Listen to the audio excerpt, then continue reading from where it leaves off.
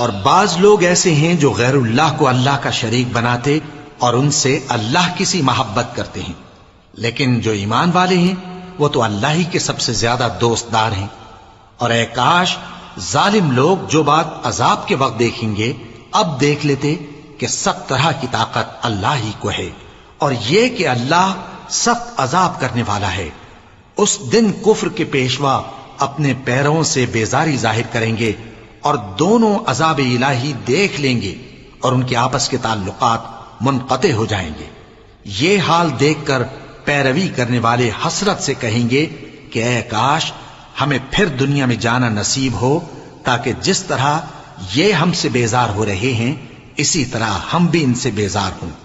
اس طرح اللہ ان کے اعمال حسرت بنا کر دکھائے گا اور وہ دوزخ سے نکل نہیں سکیں گے۔